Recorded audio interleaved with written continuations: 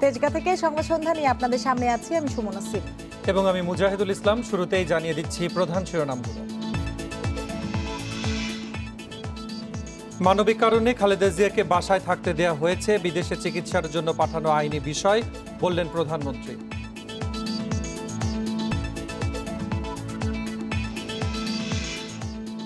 UP নির্বাচনে 2 ধাপে জিতেছেন বেশিরভাগ বিদ্রোহী প্রার্থী, মদতদাতা মন্ত্রী এমপিদের শাস্তির আওতায় আনার হুঁশিয়ারি।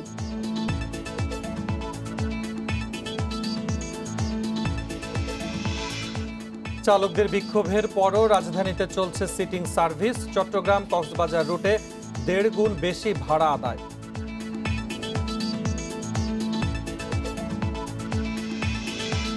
স্কুল ভর্তিতে পরিচালনা পর্ষদের জন্য কোটা রাখা যাবে না, স্বচ্ছতা নিশ্চিতে সর্বোচ্চ সতর্ক থাকা তাগিদ।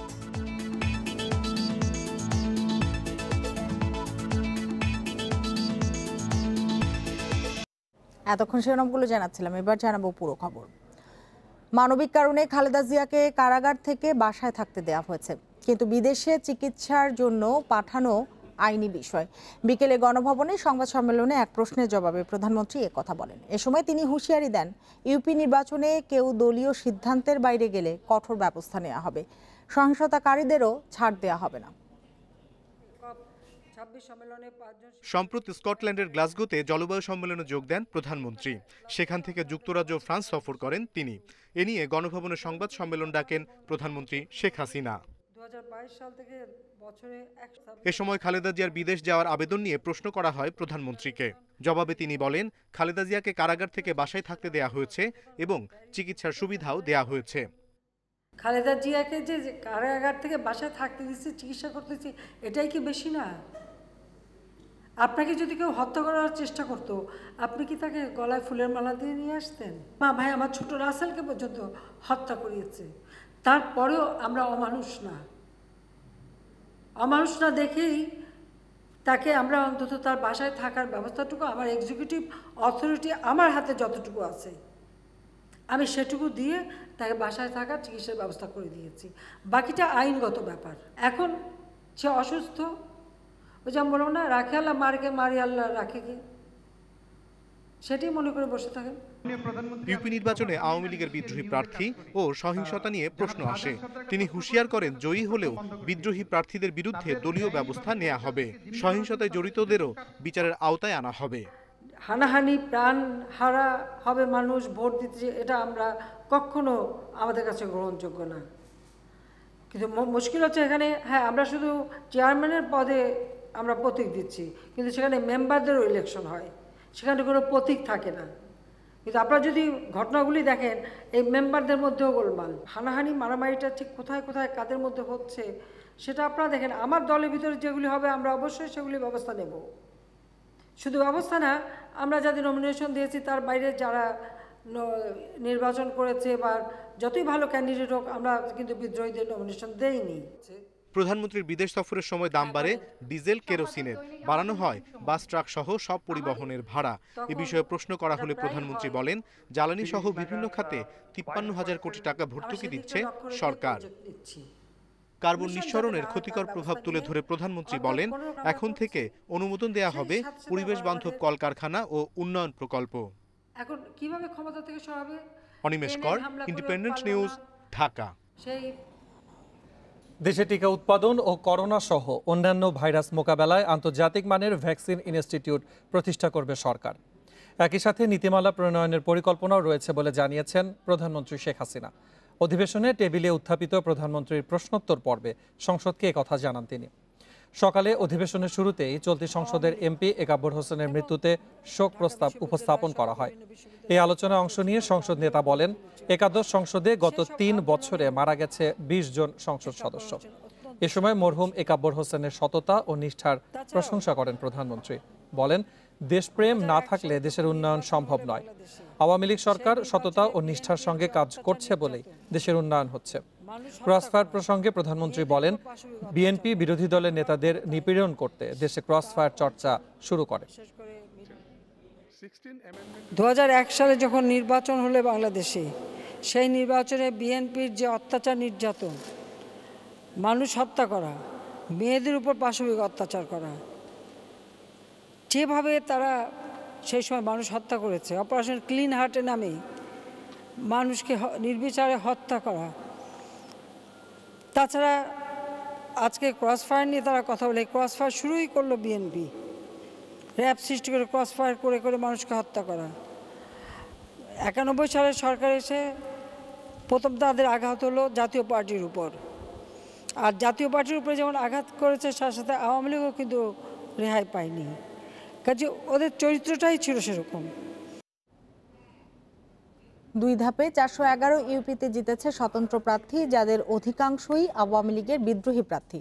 এত বিপুল সংখ্যক বিদ্রোহী নিয়ে বেকায়দায় দল, কারণ জাতীয় নির্বাচনের আগে দলে শৃঙ্খলা ফেরানোই এখন বিশাল চ্যালেঞ্জ। কেন্দ্রের নেতারা জানান, পরিস্থিতি মোকাবেলায় বিদ্রোহীদের মদতদাতা মন্ত্রী এমপিদের শাস্তির আওতায় আনা হবে।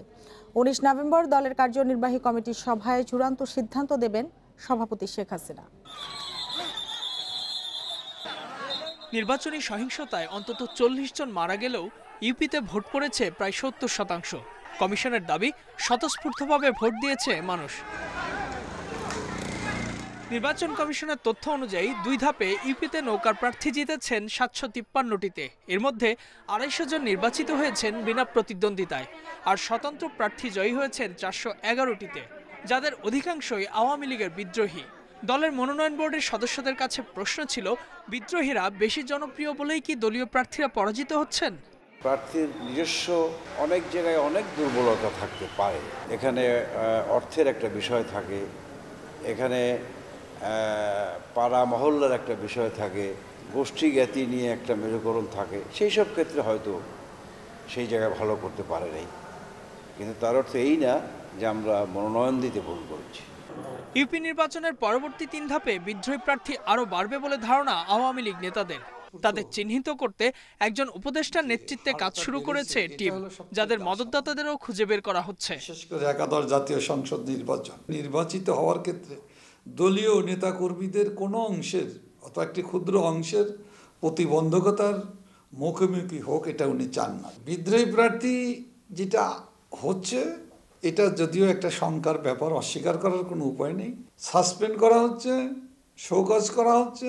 আমাদের দলের যে সমস্ত মানুষ, পদবিধারী নেতা যারা জনপ্রতিনিধিও দলের প্রার্থীর বিরুদ্ধে কাজ করেছে, এ বিষয়েও আমাদের তদন্ত অব্যাহত আছে। আমরা তাদের বিরুদ্ধে সাংগঠনিক ব্যবস্থা গ্রহণ করব। আগামী 19 তারিখ যে আমাদের ওয়ার্কিং কমিটির মিটিং হবে, সেখানে মাননীয় নেত্রী নিশ্চয়ই এই বিষয়ে সিদ্ধান্ত দিবেন। 28 নভেম্বর তৃতীয় ধাপে 1004টি ইউপিতে ভোট। 1069 জন আওয়ামী লীগের বিদ্রোহী প্রার্থী এখনও ভোটের মাঠে রয়েছেন। Ijazur Rahman, independent News, Dhaka. শরীয়তপুর সদরে ইউপি নির্বাচনকে কেন্দ্র করে শাহবাগ থানা ছাত্রলীগের সাবেক যুগ্ম আহ্বায়ক জাকির হোসেন কোতোয়ালকে কুপিয়ে ও গুলি করে আহতের ঘটনায় মামলা হয়েছে।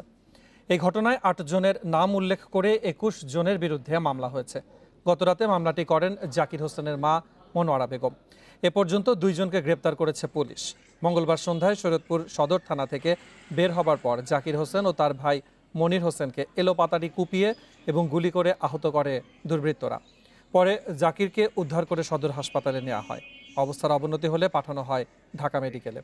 ভুক্তভোগীর অভিযোগ, ইউপি নির্বাচনকে কেন্দ্র করে গত 14 নভেম্বর তার ভাই মেহেদি হাসানকে কুপিয়ে আহত করে প্রতিপক্ষের লোকজন। এই ঘটনায় শরীয়তপুর সদর থানায় মামলা করতে গিয়েছিলেন তিনি। থানা থেকে বের হবার পর তার ওপরও হামলা চালায় দুর্বৃত্তরা। খালেদা জিয়ার বিদেশে উন্নত চিকিৎসার জন্য বিএনপির পাশাপাশি অন্যান্য রাজনৈতিক দল ও সামাজিক সংগঠনকে সরব হওয়ার আহ্বান জানিয়েছেন নাগরিক ঐক্যের আহ্বায়ক মাহমুদুর রহমান মান্না। বুধবার রাজধানীর এভার কেয়ার হাসপাতালে খালেদা জিয়ার স্বাস্থ্যের খোঁজ খবর নিতে যান মান্না। পরে তিনি দাবি করেন, বিএনপি চেয়ারপারসনের অবস্থা দিন দিন অবনতির দিকে যাচ্ছে। দেশে তার যে চিকিৎসা চলছে তা পর্যাপ্ত নয়। গেল শনিবার 3য় দফায় হাসপাতালে ভর্তি হন Khaleda Zia. Arthritis, diabetes, kidney, দাঁত ও চোখের সমস্যা সহ নানা জটিলতায় ভুগছেন তিনি। গত এপ্রিলে করোনায় আক্রান্ত হয়ে প্রায় 2 মাস হাসপাতালে ছিলেন বিএনপি চেয়ারপারসন। 2য় দফায় অক্টোবরেও প্রায় 1 মাস হাসপাতালে ভর্তি ছিলেন খালেদা জিয়া। তারা যে বাইরে যাবার কথা বলেছেন, একজন মানুষ, দোষী মানুষও যদি মারা যায় তার ট্রিটমেন্ট করতে হবে, অথচ ওনাকে বিনা দোষে একটা মৃত্যুর দিকে ঠেলে দেওয়া হচ্ছে। এক কথা আমি বলবো, এটার কোনো অন্য এক্সপ্লেনেশনই হতে পারে না। তাকে ইমিডিয়েটলি বাইরে পাঠানো উচিত। মালিক সমিতির নির্দেশ, বিআরটি এর মামলার হুঁশিয়ারি আর বাস চালকদের বিক্ষোভের পরও রাজধানীতে বন্ধ হয়নি গেট লক ও সিটিং সার্ভিস। আজও যাত্রীদের জিম্মি করে সরকার নির্ধারিত ভাড়ার চেয়েও বেশি টাকা নেওয়া হচ্ছে। সিটিং সার্ভিস বন্ধ না হওয়ায় ভাড়া নিয়ে প্রতিদিনই যাত্রীদের সাথে বাকবিতণ্ডা হচ্ছে বলে জানিয়েছেন চালক হেলপাররা। যাত্রীরা বলছেন, সর্বনিম্ন ভাড়া 10 টাকা হলেও গেট লক সিটিংয়ের নামে তাদের কাছ থেকে নেওয়া হচ্ছে দ্বিগুণ ভাড়া। সব পরিবহনই চলছে একই নিয়মে। তবে পরিবহন শ্রমিকদের দাবি, তাদেরকে বাড়তি ভাড়া নিতে নিষেধ করা হয়নি। পাশাপাশি ওয়ে বিল অনুযায়ী পথে পথে চাঁদাও দিতে হচ্ছে তাদের। এর আগে মঙ্গলবার রাজধানীর মিরপুর কালশীতে বাস আটকে বিক্ষোভ করেন পরিবহন শ্রমিকরা।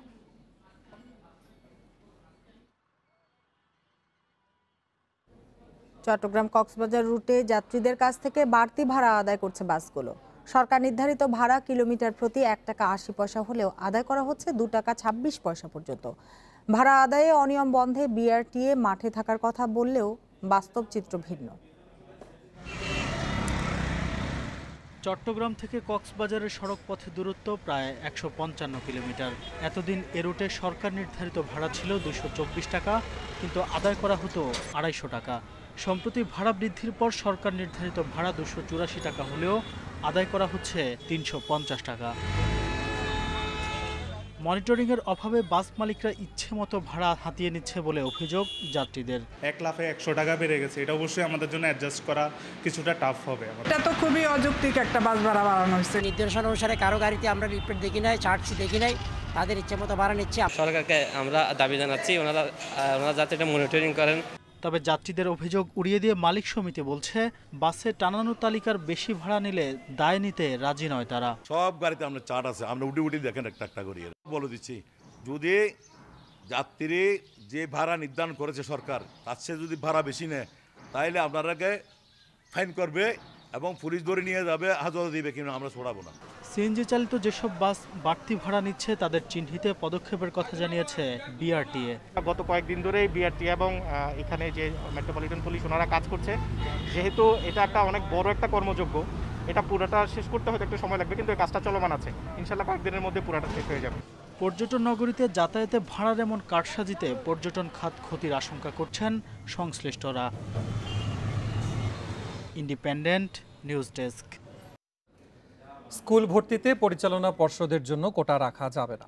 মহাপরিচালক জানান, সব স্কুলের আসন সংখ্যা মাধ্যমিক ও উচ্চশিক্ষা অধিদপ্তরকে জানাতে হবে। সরকারি স্কুলে লটারি হবে 15 ডিসেম্বর এবং বেসরকারি স্কুলে 19 ডিসেম্বর। এবার সরকারি স্কুলের পাশাপাশি রাজধানী, মহানগর এবং জেলা সদর উপজেলার স্কুলের ভর্তি নিয়ন্ত্রণ করবে মাধ্যমিক ও উচ্চশিক্ষা অধিদপ্তর। প্রথম থেকে নবম শ্রেণী পর্যন্ত ভর্তি হবে লটারির মাধ্যমে। 25 নভেম্বর থেকে 8 ডিসেম্বর পর্যন্ত আবেদন করা যাবে। এই সময়ের মধ্যে স্কুলগুলোকে তাদের আসন সংখ্যাও জানাতে হবে। সরকারি মাধ্যমিক বিদ্যালয়ে লটারি 15 ডিসেম্বর, বেসরকারিতে 19 ডিসেম্বর। বেসরকারি মাধ্যমিকে সেন্ট্রালি আয়োজন করতে গিয়ে আমরা জেলা পর্যায়ে সদর উপজেলা পর্যন্ত আমরা নিয়েছি। এর বাকিটুকুন আমাদের আওতায় আসবে না। তারাও লটারির মাধ্যমেই হবে, কিন্তু নিজস্ব ব্যবস্থাপনা তারা তাদের কাজটি করবে। রাজধানীর এমপিওভুক্ত স্কুলে ভর্তি ফি 5,000 টাকা, নন এমপিওতে সর্বোচ্চ 8,000 টাকা এবং ইংরেজি মাধ্যমে 10,000 টাকা নেওয়া যাবে। অন্যান্য মেট্রোপলিটন এলাকায় 3,000 টাকার বেশি ভর্তি ফি নেওয়া যাবে না। কর্তৃপক্ষ জানায়, এবার স্কুল ভর্তিতে পরিচালনা পর্ষদের জন্য কোনো কোটা রাখা যাবে না। এবারও আমরা সেইভাবে টিম গঠন করব এবং মনিটর করব যে কোনো শিক্ষা প্রতিষ্ঠান আমাদের যে নির্দেশনা তার বাইরে ফি নিচ্ছে কিনা। শিক্ষকরা বলছেন, কেন্দ্রীয়ভাবে লটারি করার সিদ্ধান্ত ভালো হয়েছে, তবে ভর্তিতে স্বচ্ছতা নিশ্চিতে সর্বোচ্চ সতর্ক থাকতে হবে। যদি এরকম কোনো আশঙ্কা থাকে, আমি এটাও বলতে চাই পাশাপাশি যাতে কোনো রকম প্রশ্ন উদ্রেক না হয় অভিভাবকদের মাঝে, এ ব্যাপারে সবাইকে সতর্ক থাকা উচিত। মানসিকের ব্যাপারে সেভাবে পদক্ষেপ নেওয়া উচিত যাতে কোনো রকম কোনো সন্দেহ কারোর মনে সৃষ্টি না হয়। শিক্ষার্থীদের স্কুলে ভর্তির জন্য অনলাইনে আবেদন করতে হবে। একজন সর্বোচ্চ 5টি স্কুল পছন্দ করতে পারবে। নূরে আলম, ইন্ডিপেন্ডেন্ট নিউজ, ঢাকা। রাজধানীর বিভিন্ন কেন্দ্রে এইচএসসি পরীক্ষার্থীদের করোনা টিকা দেওয়া হয়েছে। সকাল 8টা থেকে শুরু হয় এই কার্যক্রমটি। রাজধানীর বীরশ্রেষ্ঠ নূর মোহাম্মদ পাবলিক কলেজ এবং বীরশ্রেষ্ঠ মুন্সি আব্দুর রউফ পাবলিক কলেজের যৌথ উদ্যোগে শুরু হয় প্রায় ৩,০০০ শিক্ষার্থীর টিকাদান।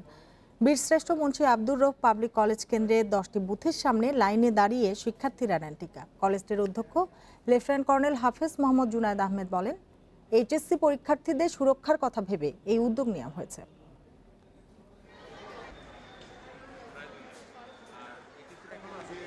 এখন যে পরিস্থিতিটা স্বাভাবিক করার কারণে যে টিকার ব্যবস্থা, এই কারণে আমরা কমফোর্টেবল এবং আশা করি যে পরীক্ষার হলে আমরা খুব ভালোভাবে পরীক্ষা দিতে যাব। পরীক্ষার আগে টিকা নেওয়ার উদ্যোগটা খুবই সরকারের জন্য পজিটিভভাবেই দেখতেছি আমরা সবাই। এতে আমরা এক্সাম রুমে খুব সিকিউরভাবে এক্সামটা দিতে পারবো। কার্যক্রম আজকে শুরু হয়েছে, আপনারা জানেন খুব হঠাৎ করেই আমরা এই সুযোগটুকু পেয়েছি এবং আমরা দেখতে পাচ্ছি, আপনারাও দেখতে পাচ্ছেন যে খুব সফলভাবে আমাদের কার্যক্রম সম্পন্ন হচ্ছে এবং বাচ্চারাও খুবই স্বতঃস্ফূর্ত, অভিভাবকরা খুবই খুশি যে তাদের পরীক্ষার আগে তারা এই কার্যক্রমে অংশগ্রহণ করতে পারছে। রাজধানীর কড়াইল বস্তিতে টিকাদান কর্মসূচির দ্বিতীয় দিনে ভিড় ছিল না কেন্দ্রগুলোতে। হাতে গোনা কিছু মানুষ গেছেন টিকা নিতে। গণটিকা সহ অন্যান্য টিকা কার্যক্রমে বস্তির অনেকে আগেই টিকা নিয়েছেন বলে ভিড় কম হয়েছে বলে মনে করছে কর্তৃপক্ষ। কড়াইল বস্তির এরশাদ মাঠ টিকাদান কেন্দ্রের চিত্র এটি। মঙ্গলবার প্রথম দিনে উপচে পড়া ভিড় থাকলেও দ্বিতীয় দিনের চিত্র একেবারেই ভিন্ন। টিকা প্রত্যাশী মানুষের ভিড় নেই বললেই চলে। কড়াইল বস্তির অন্য কেন্দ্রগুলোতেও ছিল একই অবস্থা। হাতে গোনা কিছু মানুষকে দেখা গেছে স্পট রেজিস্ট্রেশন করে টিকা নিতে। খুব খুশি হয়েছি, অনেক জায়গায় গেছি, টিকা দিতে পারি না, ফেরত আসছি। অনেক দূরে দিলে সময় লস হইতো, রিক্সা ভাড়া লাগতো, তা কাজেও যাইতে দেরি হইতো। অনেক আল্লাহ রহমতে আইসি, আমরা অনেক সুবিধা হয়েছে। তবে কোনো ভোগান্তি ছাড়াই দ্রুত টিকা পেয়ে খুশি বস্তির বাসিন্দারা। কত চিন্তায় আসছিলাম, না এটা ভালো হয়েছে। টিকা নিতে কোনো ভোগান্তি না, টিকা নিতে আলহামদুলিল্লাহ ভালো হয়েছে। টিকা কেন্দ্র পরিদর্শনে গিয়ে ঢাকা উত্তর সিটির নির্বাহী ম্যাজিস্ট্রেট আব্দুল্লাহ আল বাকি জানান, দ্বিতীয় দিনে কেন্দ্র ফাঁকা থাকার বিষয়টি অপ্রত্যাশিত। 2-3 বার গণটিকা দিলাম, সেই তখন তারা দিয়ে ফেলেছে। এখন বিশেষ করে যারা জন্ম নিবন্ধন দিয়ে 18+ বয়স গত দিতে পারেনি, তারা একটা বড় অংশ গতকালকে দিয়ে ফেলেছে। আজকেও কিছু লোক আসছে, তবে লোকের উপস্থিতিটা ধীরে ধীরে আসছে। কড়াইল বস্তিতে 8টি কেন্দ্রের 25টি বুথে প্রতিদিন 15,000 মানুষকে টিকা দেওয়ার প্রস্তুতি থাকলেও প্রথম দিনে নিয়েছেন 6,321 জন। Biprajit Chanda, Independent News, Dhaka. দেশে করোনায় আরও 6 জনের মৃত্যু হয়েছে, এর মধ্যে পুরুষ 2 এবং নারী 4 জন। এ নিয়ে মোট প্রাণহানি হল 27,934 জনের। 836টি ল্যাবে 24 ঘন্টায় 19,670 নমুনা পরীক্ষায় করোনা শনাক্ত হয়েছে 266 জনের। পরীক্ষা বিবেচনায় শনাক্তের হার 1.35%। বুধবার স্বাস্থ্য অধিদপ্তরের বিজ্ঞপ্তিতে জানানো হয়েছে, দেশে মোট করোনা আক্রান্তের সংখ্যা দাঁড়ালো 15,73,214 জনে। সুস্থ হয়েছেন আরও 257 জন। এ নিয়ে মোট সুস্থ 15,37,224 জন।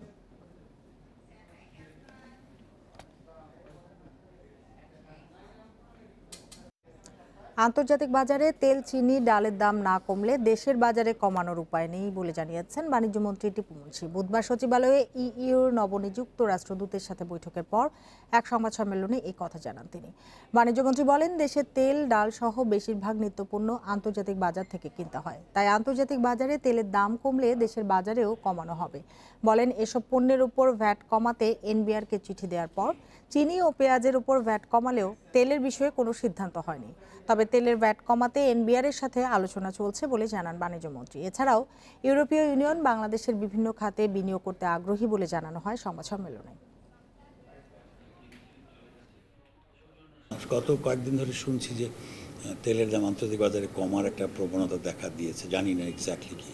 যদি কমতে থাকে তাহলে সেই নতুন দাম অনুসারে আমরা আবার নতুন করে ঠিক করব কবে। তো এটার প্রভাব পড়তে তো সময় লাগবে, তো সেটার জন্য একটু অপেক্ষা করতে হবে। দাম কমে গেলে আমাদের দেশে। ঢাকার দোহারের মৈনটঘাট এলাকায় একটি অর্থনৈতিক অঞ্চল প্রতিষ্ঠা করা হবে, জানিয়েছেন প্রধানমন্ত্রীর বেসরকারি শিল্প ও বিনিয়োগ উপদেষ্টা সালমান এফ রহমান। সকালে এই উপজেলার মাঝির চর থেকে নারিশা বাজার হয়ে মুকসুদপুর পর্যন্ত পদ্মা নদীর বাম তীর সংরক্ষণ প্রকল্পের কাজ পরিদর্শন শেষে তিনি এ তথ্য জানান। বলেন, প্রকল্পটি পর্যটন বিকাশেও ভূমিকা রাখবে, পাশাপাশি নদীর ভাঙন থেকে রক্ষা পাবে দোহারবাসী। পদ্মার বাম তীরে দোহার উপজেলা। উজানের ঢলে প্রতি বছরই প্রচণ্ড ভাঙন দেখা দেয় প্রমত্তা পদ্মায়। এরই মধ্যে নারিশা ও মুকসুদপুর ইউনিয়নের অনেক স্থাপনা বিলীন হয়েছে নদীগর্ভে। তাই দোহারকে বাঁচাতে উপজেলার মাঝিরচর থেকে নারিশা বাজার হয়ে মুকসুদপুর পর্যন্ত ড্রেজিং ও পদ্মার বাম তীর সংরক্ষণে 2018 সালে 1483 কোটি 26 লাখ টাকার প্রকল্প নেয় সরকার। প্রকল্পের আওতায় 6 কিলোমিটার পদ্মার তীর সংরক্ষণ ও পর্যায়ক্রমে 24 কিলোমিটার নদী ড্রেজিং করা হবে। বর্তমানে এ প্রকল্পের সার্বিক অগ্রগতি হয়েছে 70%। পুরো দোহারের যে পদ্মা নদীর যে সীমানাটা, পুরো সীমানাটাকে কিন্তু আমরা প্রোটেকশনের অন্তরে নিয়ে আসতেছি। তো এটা হইলে কিন্তু দোহার যে এত দিনের অনেক বড় সমস্যাটা ছিল নদী ভাঙ্গনের সমস্যা, এটা ইনশাল্লাহ এই সমস্যাটা সমাধান হবে। এবং এটার জন্য আমি কিন্তু মাননীয় প্রধানমন্ত্রীকে অনেক অনেক ধন্যবাদ জানাতে চাই। উনি যদি এই প্রকল্পটা অনুমোদন না করতেন তাহলে আমাদের দোহারে এত এই সুন্দর একটা প্রকল্প করতে পারতাম না। এ সময় প্রধানমন্ত্রীর বেসরকারি শিল্প ও বিনিয়োগ উপদেষ্টা জানান, দোহারের মৈনটঘাট এলাকায় একটি অর্থনৈতিক অঞ্চল প্রতিষ্ঠা করা হবে। নদী ভাঙ্গনের কারণে সেটা আমরা আগাইতে পারি নাই। এখন এই যখন এমব্যাঙ্কমেন্টটা হয়ে যাবে তখন আমরা ওখানে সেই বিশেষ অর্থনৈতিক অঞ্চলটা করব, যেটা আসলে পর্যটনের জন্যই হবে। আগামী জুনে পদ্মার বাম তীর সংরক্ষণ প্রকল্প শেষ হওয়ার কথা থাকলেও এরই মধ্যে মেয়াদ আরও 2 বছর বাড়ানোর আবেদন করা হয়েছে। আল আমিন হোসেন, ইন্ডিপেন্ডেন্ট নিউজ, ঢাকা। প্রধানমন্ত্রীর বেসরকারি শিল্প ও বিনিয়োগ উপদেষ্টা সালমান এফ রহমানের সঙ্গে বৈঠক করেছেন ঢাকায় সফররত মার্কিন যুক্তরাষ্ট্রের সহকারী পররাষ্ট্রমন্ত্রী কেলি কেইডালিং। বিকেলে রাজধানীর আগারগাঁওয়ে বিনিয়োগ উন্নয়ন কর্তৃপক্ষ বিডা কার্যালয়ে এই বৈঠকটি অনুষ্ঠিত হয়। এতে বাংলাদেশের শ্রম ও অর্থনৈতিক পরিস্থিতি বিষয়ে আলোচনা হয়। এছাড়াও দুদেশের স্বার্থ সংশ্লিষ্ট বিভিন্ন ইস্যুতে কথা বলেন সালমান এফ রহমান ও কেলি কেইডালিং। বাংলাদেশের অর্থনীতির নানা দিক তুলে ধরে মার্কিন ব্যবসায়ীদের বিনিয়োগ বাড়ানোর আহ্বান জানান সালমান এফ রহমান।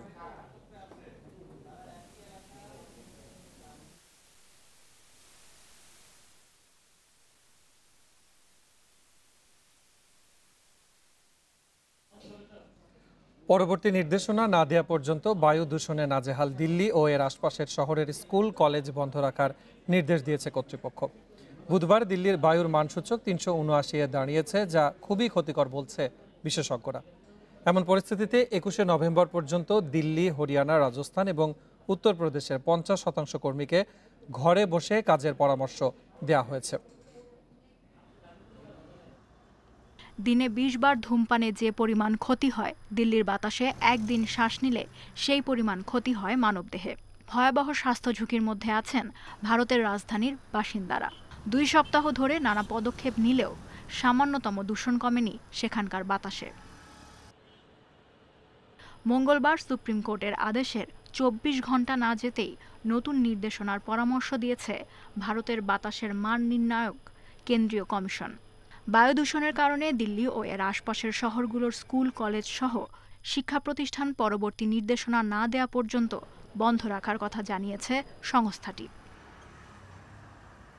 9 পৃষ্ঠার নির্দেশনায় আরও বলা হয়েছে, আগামী 21শে নভেম্বর পর্যন্ত দিল্লি, হরিয়ানা, রাজস্থান এবং উত্তরপ্রদেশের 50% কর্মীকে ঘরে বসে কাজ করার পরামর্শ দেওয়া হয়েছে।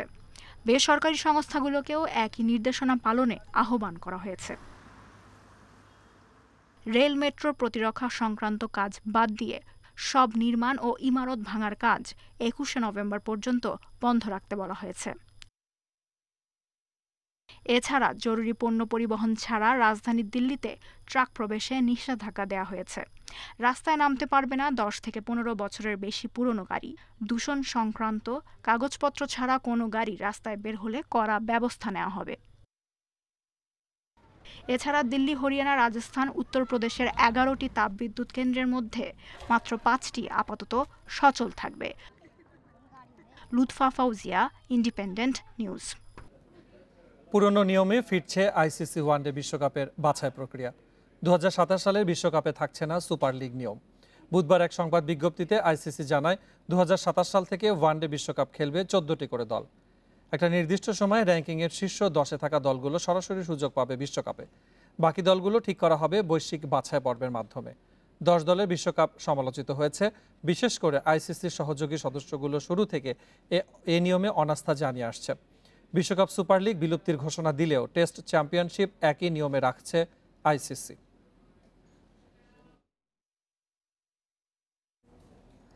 আইসিসি মেন্স ক্রিকেট কমিটির চেয়ারম্যান হলেন বিসিসিআই প্রেসিডেন্ট সৌরভ গাঙ্গুলি। অনিল কুম্বলের স্থলাভিষিক্ত হলেন ভারতের সাবেক এই অধিনায়ক। নিয়ম অনুযায়ী 3 বারের বেশি পদটিতে থাকা সম্ভব নয়। সেই সুবাদে আইসিসির পছন্দের তালিকায় গাঙ্গুলি। মঙ্গলবার দুবাইয়ে আইসিসির বোর্ড সভায় নেওয়া হয় এই সিদ্ধান্ত। সাবেক ভারতীয় এই অধিনায়কের অভিজ্ঞতা কাজে লাগিয়ে ভবিষ্যতে ক্রিকেট আরও এগিয়ে যাবে বলে বিশ্বাস ক্রিকেটের সর্বোচ্চ সংস্থার। 2012 সাল থেকে টানা 3 মেয়াদে এই দায়িত্ব পালন করেছেন অনিল কুম্বলে।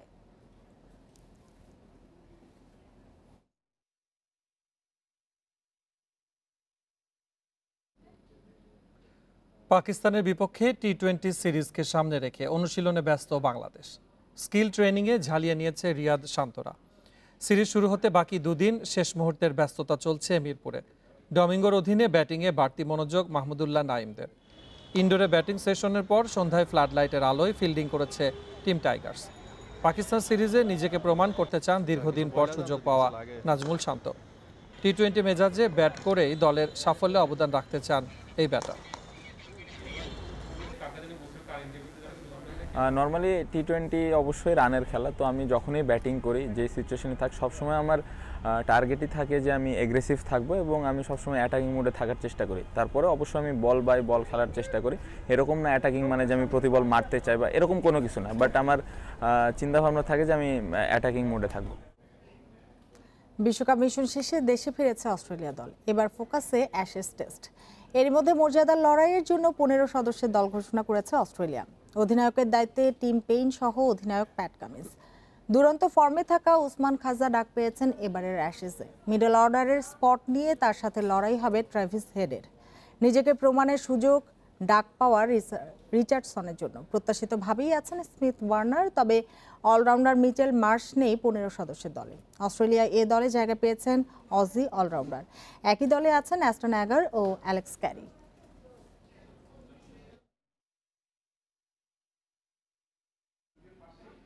এশিয়ান আর্চারিতে আজ বাংলাদেশের জয় জয়কার। প্রথমবারের মতো 2টি ইভেন্টে ব্রোঞ্জ পদক পেয়েছে দিয়া আশিকুজ্জামানরা।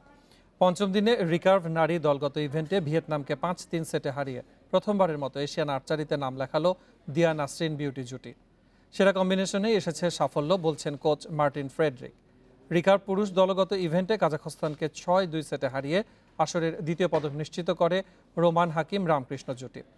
এছাড়া কম্পাউন্ড পুরুষ দলগত ইভেন্টে ব্রোঞ্জের লড়াইয়ে ভারতের সাথে টক্করে পেরে ওঠেনি আশিকুজ্জামান নেওয়াজ রানা জুটি।